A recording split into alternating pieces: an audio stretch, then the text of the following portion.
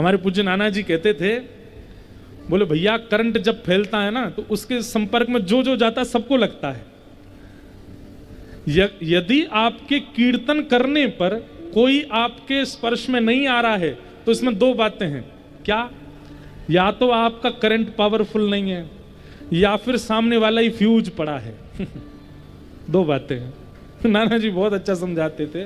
नाना जी बोलते थे, हमारे पूज्य श्री पंडित कृष्णलाल शास्त्री भागवत के बड़े अच्छे विद्वान, हमारे नाना जी कहते, लाला प्रहलाद जी के कीर्तन में जो गयो वो ही चिपक गो करंट में, लेकिन जब हिरण्यकश्यप गया तो हिरण्यकश्यप की सेना भी कीर्तन कर रही थी, लेकिन हिरण्यकश्यप जब गया तो हिरण्यकश्यप पर उसका असर नहीं हुआ। क्यों?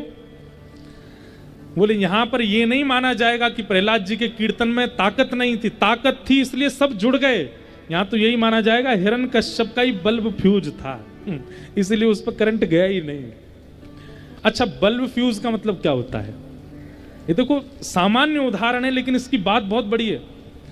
अगर कभी कथा में, सत्संग में, किसी कीर्तन में चलते फिरते भी आपकी रुचि बनती है, इसका मतलब क्या है? आपके भीतर सप्लाई जा रही है करंट की।